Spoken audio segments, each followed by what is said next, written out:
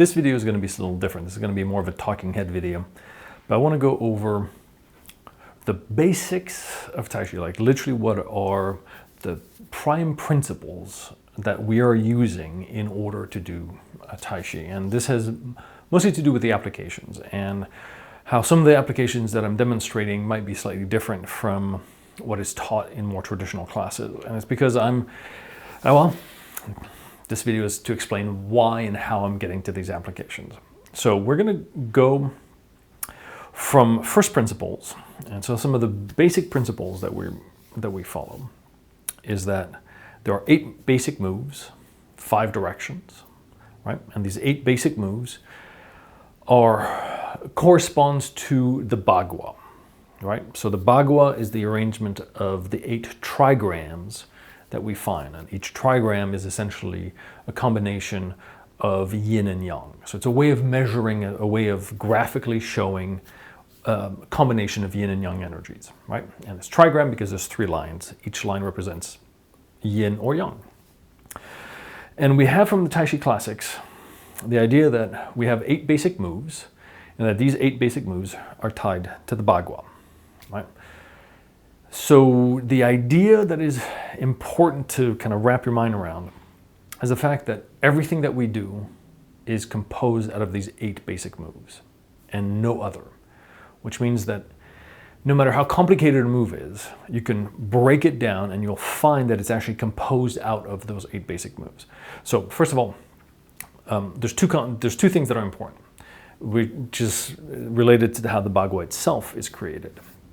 There are 4 cardinal directions and 4 diagonals within the Bagua, meaning that it's laid out as a circle. So you have the top and bottom, left and right. So these are the 4, in a way, prime positions.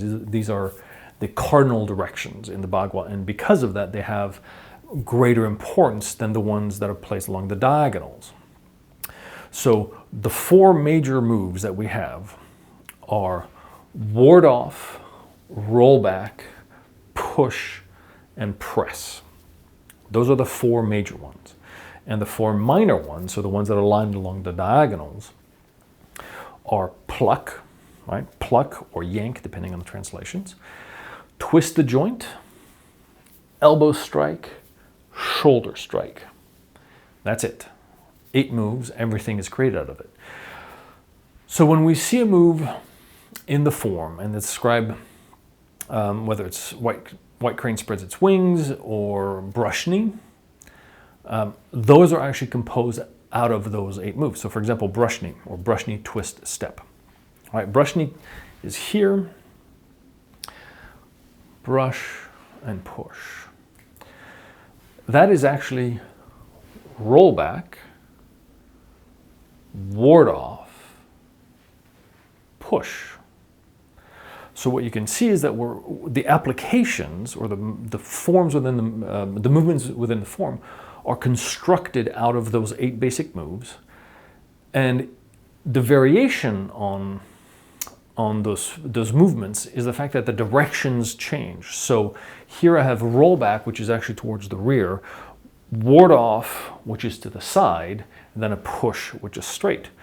But the minute you go into, for example, the second and third duan, you start having moves that are far more complicated and in different directions. But they're still the same thing. This here, right, because this is beginning second duan here, this can be a drag down, push, right, or drag down here. You can see if I come here, this here is a deflection and then a push. So this can be ward off, push. And this is a ward off because I'm deflecting, and then this is a push forward. And we'll explain some of the distinctions here in a bit. But the important thing is, no matter how complicated the move is and how complicated the directions, you're still building all these moves out of these 8 basic moves, the 8 gates, as it's called. The Bagua is 8 gates, literally. So the language that we're going to use is one of these 8 gates, 8 basic moves. what direction are we using? So 5 directions, right? Front, back, glance to the right, glance to the left, and central equilibrium. Those are the 5 directions. Though there's complication there.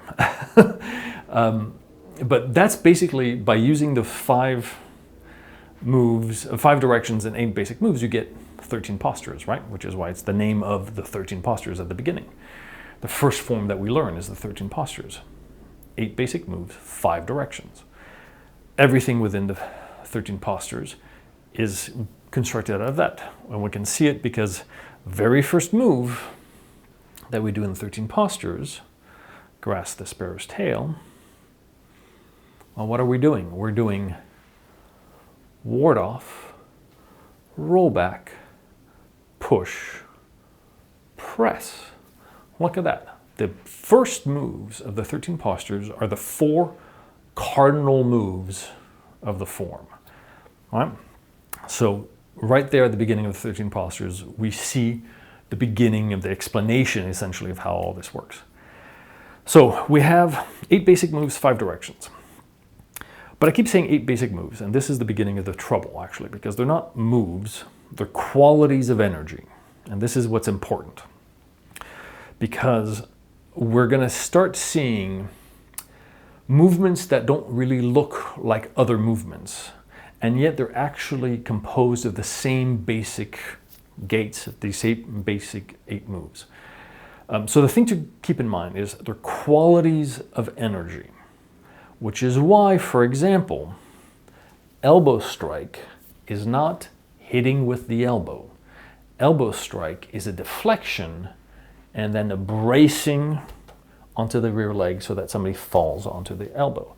It doesn't mean that there are no elbow strikes within the form, but an elbow strike, if I just come up to you and go, bam, hit you with the elbow, that's a push. If I punch you, that's a push.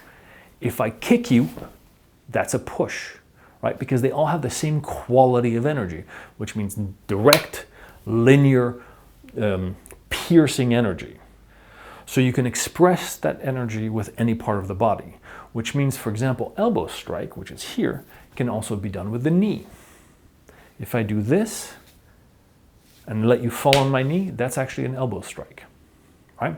So that's the little thing to keep in mind. We're talking about qualities of energy. So let's go through all of these qualities, because in order for all of this to make sense, you have to keep in mind the fact that the Bagua itself is the map that we're using to guide ourselves through all of this.